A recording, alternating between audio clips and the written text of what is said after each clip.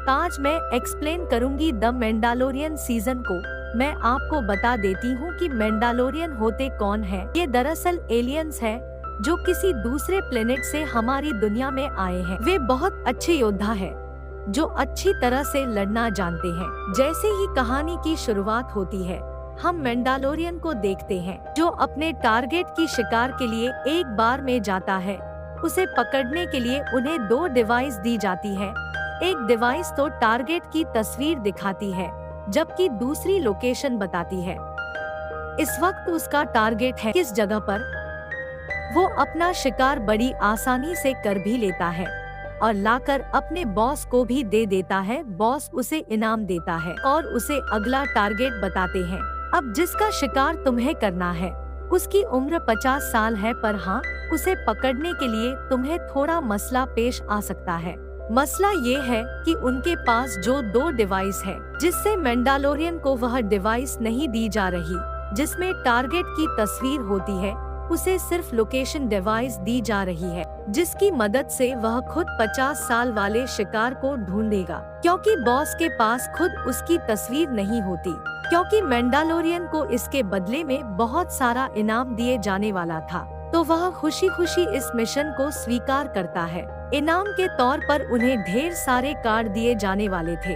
अब भी उसे एडवांस के तौर पर इसे लोहे का बना कार्ड दिया जाता है, जिससे वह पिघलाकर अपने बचपन को याद कर रहा था कि मैंने अब तक अपनी जिंदगी कैसे गुजारी। कार्ड को पिघलाने के बाद वह इससे अपने कंधे का कवर बना लेता है, क्योंकि उसके बाकी शरीर पर भी लोहे के कवर थे। फिर वह शिकार को पकड़ने के अपने मिशन पर निकल जाता है। वह माइक्रोस्कोप से पूरी जगह का जायजा लेता है और फिर उसे एक और रोबोट शिकारी मिलता है। वह ये फैसला करता है कि हम मिलकर उसका शिकार करेंगे और हम एक दूसरे के साथ इनाम बांट लेंगे, क्योंकि दोनों ने ही यह प्लान बनाया था। वजह यह थी कि रोबोट शिकारी उसी का शिकार करने आया था जिसका मैंडालोरियन। जब वे एक साथ अपने टारगेट की तलाश कर रहे थे, तो उन्हें पता चलता है कि वह शिकार जिसके बारे में बताया गया था कि उसकी उम्र 50 साल है, वह एक छोटा सा बेबी एलियन है जो बेशकीमती है। शायद उसके पास एक अलग तरह की ताकतें हैं। सवाल यह भी उठता है कि इस बेबी एलियन में ऐसा क्या खास है कि हर कोई उसे पकड़ना चाहता है। मैंडालोरियन और रोबोट शिकारी बेबी एलियन के पास खड़े थे। रोबोट शिकारी कहता है कि पहली बारी मेरी है, मुझे उसे तुरंत पकड़ने और मारने का हुक्म दिया गया है। यह सुनकर मैंडालोरियन को अजीब लगता है। वह सोच रहा था कि मुझे ऐसा कोई हुक्म तो नहीं मिला। साथ ही ये बेबी एलियन बेहद ही मासूम लग रहा था। वह नहीं चाहता था कि रोबोट उसे इतनी बेरहमी से मार डाले, तो अब वो रोबोट से ही लड़ने लगता है। वह उसे इतना मारता है कि उसकी जान ही ले लेता है और इस तरह से बेबी एलियन की जान बच पाती है। उसे बचाकर मैंडालोरियन वापस आ ही रहा था, तभी उस रोबोट जैसे और भी बहुत सारे रोबोट शिकारी उसके पीछे पड़ जाते हैं, क्योंकि ये सब भी पैसे लेकर टारगेट को पकड़ने का काम किया करते हैं। मैंडालोरियन भी यही सोच रहा था कि आखिर इस बेबी एलियन को पकड़ने के लिए इतनी बड़ी टीम को क्यों पीछे लगाया गया है और उन्हें भी इनाम की लालच दी गई है। वह उन सभी रोबोट शिकारियों से भी लड़ता है, वह उन्हें मारता है और उन सब का अंत करने के बाद वह अपने शिप के पास आ गया। वह देखता है कि जावा मेरे शिप के बहुत सारे हिस्से ले जा रहे थे। जावा भी दूसरे ग्रह के एलियन है जो हमारी दुनिया में रहते हैं और इनका साइज काफी छोटा है। मैंडालोरियन उनका पीछा करता है और उनसे लड़ने लगता है। वह उन्हें हराने की बहुत कोशिश करता है, लेकिन नाकाम रहता है, क्योंकि जावा एलियंस की संख्या बहुत ज्यादा थी।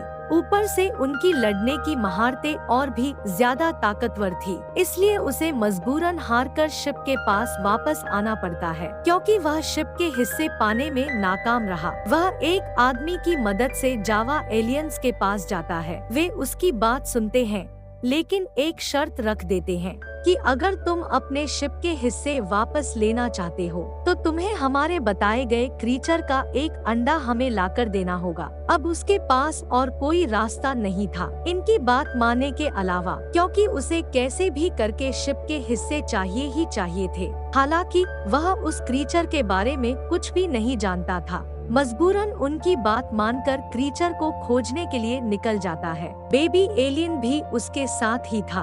काफी तलाश के बाद पता चला कि वह क्रीचर असल में गैंडा है, जो मिट्टी में रहता है और इसका साइज बहुत बड़ा होता है। और अब हम गैंडे और मैंडालोरियन के बीच एक अलग लड़ाई देख पाते हैं, लेकिन गैंडा उस पर भारी पड़ने लगा। अपने बड़े साइज की वजह से हमारे हीरो मैंडालोरियन को ठीक से टक्कर दे रहा था। वह ठीक से लड़ नहीं पा रहा था क्योंकि उसके पास एक छोटा सा चाकू था और वह गैंडा तेजी से मैंडालोरियन की ओर बढ़ता है उसे कुचलने के लिए। यह सीन देखकर हम भी समझ गए थे कि अब गैंडा उसे हरा देगा, लेकिन उससे पहले सब कुछ बदल जाता है। बेबी एलियन फौरन अपना छोटा हाथ आगे बढ़ाता है। वह अपनी ताकत का इस्तेमाल करता है, जिससे गैंडा हवा में उड़ने लगा। मैंडालोरियन, जो पहले से ही थका हुआ था, यह चीज देख के काफी दंग रह गया कि यह एक छोटा बेबी एलियन है जिसने अपना छोटा सा हाथ आगे करके इतनी ताकत लगा दी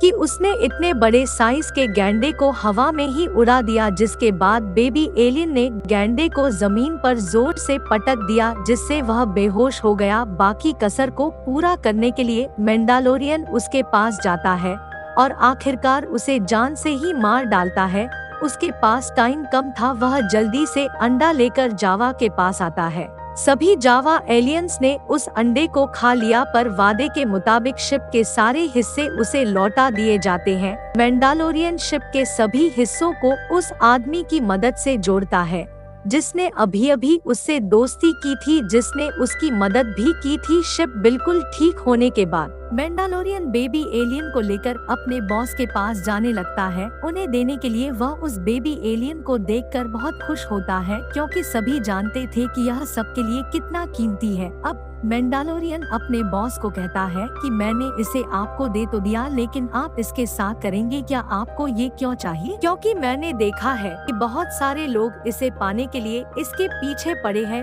बॉस जवाब देता है कि तुमने अपना मिशन पूरा कर लिया है, इसलिए अब तुम हमसे फिजूल सवाल मत करो, अपना इनाम लो और जाओ यहाँ से। तभी यहाँ एक साइंटिस्ट आकर बेबी एलियन को अपने साथ लेकर लैब के अंदर जाता है और जांच के लिए उसके पूरे जिस्म को स्कैन करने लगता है। मैंडालोरियन अपना इनाम तो उठा लेता है, लेकिन साथ ही उसे इस बात की चिंता हो रही थी कि वो बेबी एलियन के साथ कुछ गलत तो नहीं करेंगे। वैसे भी वह इनाम जो लोहे के कार्ड थे, मैंडालोरियन उन्हें अपने दोस्त को देता है और उससे कहता है कि इसे ले लो और उन्हें पिघलाने के बाद मेरे लिए एक नया कवर बनाओ। जैसे ही उसके दोस्त ने अपना काम शुरू किया, मैंडालोरियन को फिर से अपना पुराना समय याद आने लगा। जब मेरे मॉम डैड की मौत हुई थी तब मैं कितना अकेला था। तब मैंडालोरियंस ने ही मुझे सहारा दिया और अपने पास रखा। अब हमें पता चलता है कि वो इंसान है, एलियन नहीं। मैंडालोरियन ने उनके साथ रहकर ही उनके जैसी हरकतें अपना ली। ऊपर से उसका चेहरा कवर होने की वजह से उसे कभी किसी ने देखा भी नहीं, इसलिए कोई नहीं जानता कि वह एक इंसान है या मैंडालोरियन। ये अपना नया कवर पहनकर वापस अपने बॉस के पास जाता है। फिर उसे वही सवाल करता है कि मुझे जवाब चाहिए, आपको बताना होगा कि इसके साथ आप क्या करने वाले हैं। बॉस फिर वही जवाब देता है कि देखो, तुम्हारा काम टारगेट को पकड़कर हमें लाकर देना है और अपना इनाम पाना है। इसके अलावा हम तुमसे कोई फिजूल सवाल नहीं चाहते जो तुम बार बार पूछकर हमारा दिमाग खा रहे हो। हमें तुम्हारे किसी भी सवाल का जवाब देने की परवाह नहीं है, अब तुम जाओ यहाँ से।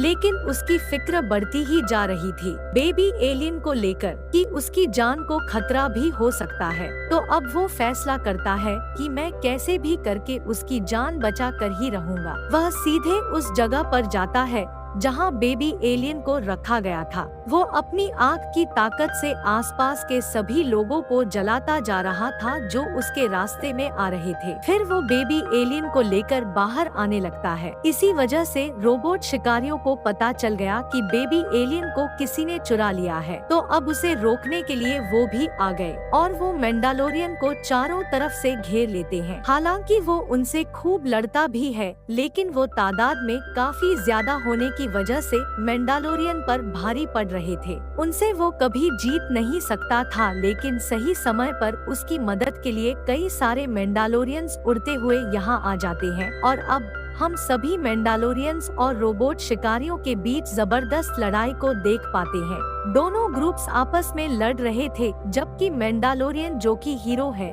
बेबी एलियन को लेकर यहाँ से भाग जाता है। वो बेबी एलियन को लेकर शिप में आ गया, क्योंकि अब वो एक नए प्लेनेट की तलाश में था जहाँ जाकर वो खुद भी छुप सके और बेबी एलियन की जान भी बच जाए। बेबी एलियन शिप के अलग अलग बटन दबाकर मजे कर रहा था। जल्द ही मैंडालोरियन को एक महफूज प्लानेट मिल भी जाता है, इसलिए वो वहीं रुकने का फैसला करते हैं कि से होती है। ये जैसे ही वहाँ उतर जाते हैं तो उनकी मुलाकात एक लड़की जो उससे कह रही थी, मैं इस प्लानेट पर पहले आई हूँ, अब मैं यही रहूंगी, तुम यहाँ से चले जाओ। वो उसकी बात मानकर जैसे ही यहाँ से जाने लगता है, तभी बहुत सारे लोग उनके पास मदद मांगने आते हैं। उनका कहना था कि हमारे गांव पर किसी ने हमला कर दिया है, तो प्लीज हमारी मदद करो। वो मना करने का सोचता है, क्योंकि वो किसी भी मसले में नहीं पड़ना चाहता था, लेकिन जब उसे पता चला कि उनका गांव एक सुनसान जगह पर है, तो वो उनकी मदद के लिए राजी हो गया कि मैं गांव वालों की मदद कर ही देता हूँ, क्योंकि इसके बदले में मुझे छिपने की जगह मिल जाएगी। तो अब इस लड़ाई में वो उस लड़की को भी शामिल कर लेता है।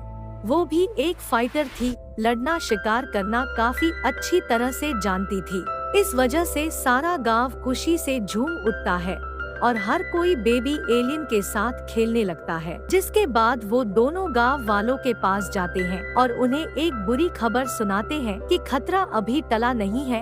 आपके गांव में एक बेहद ही खतरनाक रोबोट मशीन है, इसलिए तुम लोग यहाँ से भाग जाओ। पर गांव वाले मना कर देते हैं कि नहीं, तुम ऐसा करो, हमें भी लड़ना सिखाओ, हम एकजुट होकर उस रोबोट मशीन का काम तमाम कर देंगे। जिसके बाद प्लान बनाकर ये काफी बड़ा गड्ढा बनाते हैं उसमें रोबोट मशीन को गिराने के लिए। रात के टाइम वो रोबोट मशीन के ठिकाने पर हमला करते हैं और उसे अपने पीछे लगा लेते हैं।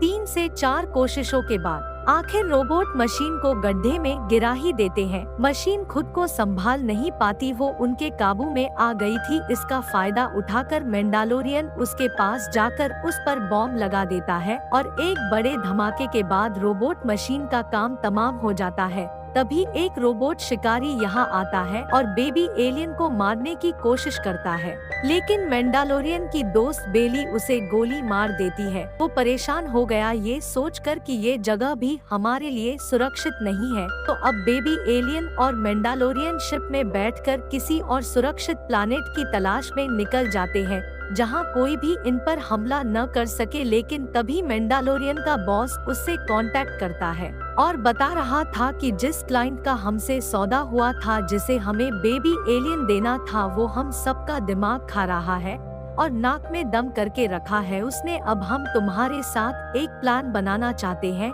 अगर तुम जाकर क्लाइंट से मिलो उसे नकली बेबी एलियन देने के बहाने, फिर हम उस समय के दौरान क्लाइंट को धोखा देकर उसे मार देंगे, तो तुम्हें उसे बेबी एलियन भी नहीं देना पड़ेगा और तुम उसे बचा लोगे। फिर तुम्हारे पीछे आने वाला भी कोई नहीं होगा। मैंडालोरियन को बॉस का ये प्लान काफी पसंद आया। इस प्लान में वह अपने बाकी दोस्तों को भी शामिल कर लेता है, क्योंकि अब वो अपने बॉस और उसके शिकारियों पर ऐसे भरोसा नहीं कर सकता था। उसके दोस्तों में एक उसकी लड़की दोस्त, दूसरा वो दोस्त जिसने शिप के हिस्से हासिल करने में मदद की थी, और उसके दोस्त का एक रोबोट जिसका नाम IG-11 था।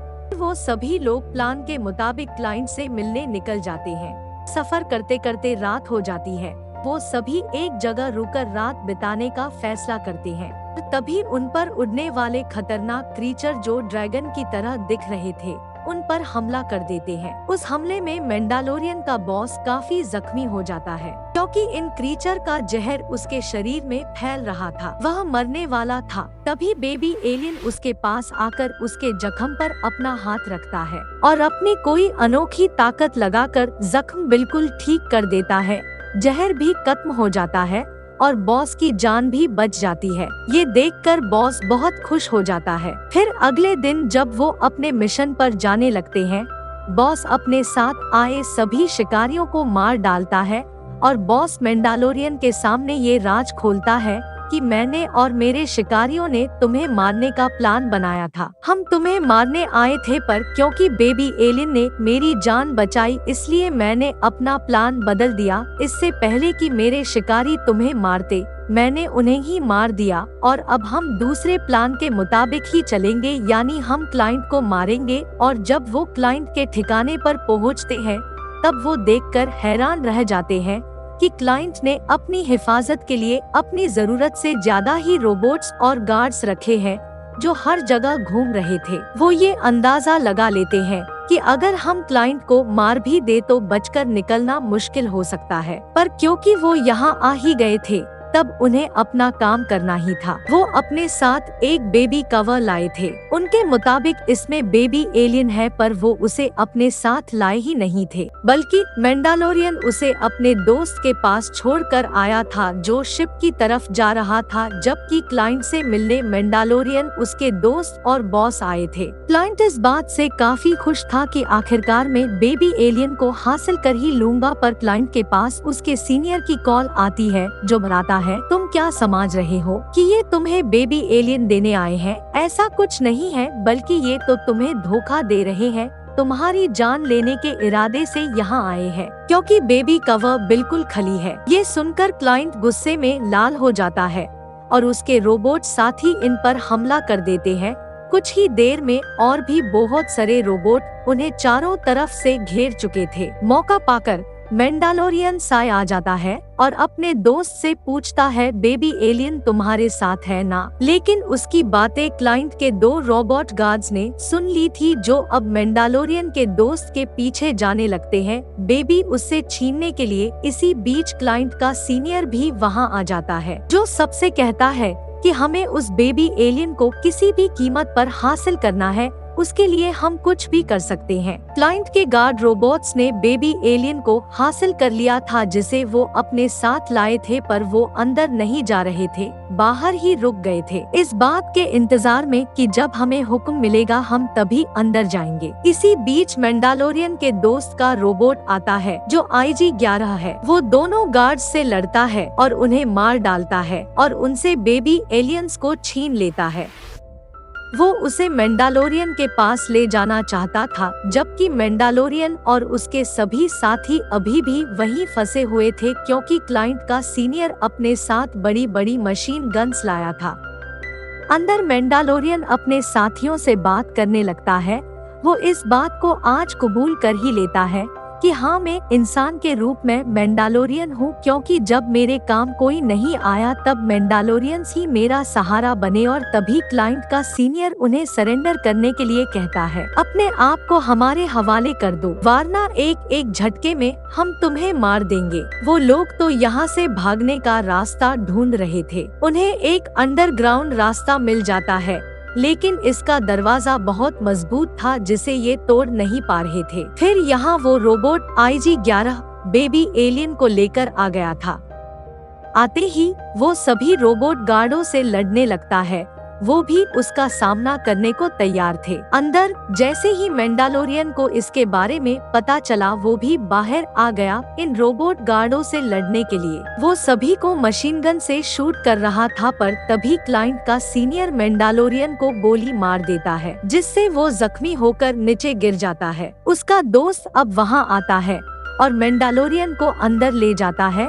वो अपने दोस्त को बताता है कि मैं बच नहीं पाऊंगा, मेरे मरने के बाद बेबी एलियन का ध्यान तुम ही रखना। वो ये बातें बता ही रहा था कि तभी उस वक्त रोबोट गार्ड फिर से उस पर हमला करने आ गया था। इससे पहले कि रोबोट गार्ड उन पे हमला करे तभी बेबी एलियन अपनी पूरी ताकत से गार्ड पर हमला करता है, और अब क्योंकि उसने अपनी सारी ताकत का इस्तेमाल कर लिया था तो उसकी ताकत खत्म होने की वजह से वो मैंडालोरियन को ठीक नहीं कर पाएगा। IG-11 मैंडालोरियन के दोस्त से कहता है कि तुम बेबी एलियन को अपने साथ ले जाओ, तुम्हारे पीछे ही मैं भी आता हूँ मैंडालोरियन को लेकर। उनके जाने के बाद IG-11 मैंडालोरियन पर एक स्प्रे छिड़कता है जिससे वो तुरंत पूरी तरह से ठीक हो जाता है। अंडरग्राउंड रास्ते से ये जैसे ही आगे बढ़ते हैं तो ये देखकर वो काफी हैरान रह जाते हैं कि सुरंग के दूसरी तरफ क्लाइंट की बहुत बड़ी आर्मी उनका इंतजार कर रही है। मगर IG-11 मैंडालोरियन को तसल्ली देता है कि मैं तुम्हें बचा लूंगा, मैं तुम्हें कुछ नहीं होने दूंगा, परेशान मत हो। सबके लिए वो कुर्बान होने के लिए तैयार था।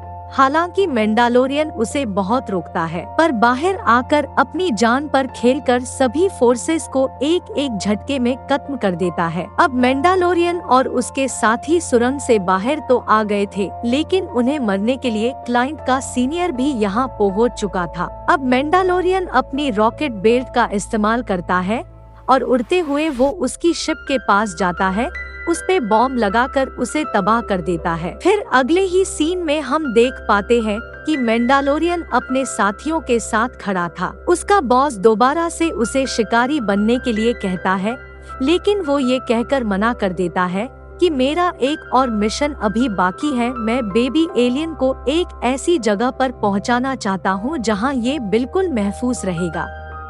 इतना कहकर वो अपने दोस्तों को बाय बोलता है और वो बेबी एलियन को लेकर वहाँ से निकल जाता है, उसे उसके मंजिल तक पहुँचाने के लिए। उनके जाते ही ये सीजन यही खत्म हो जाता है।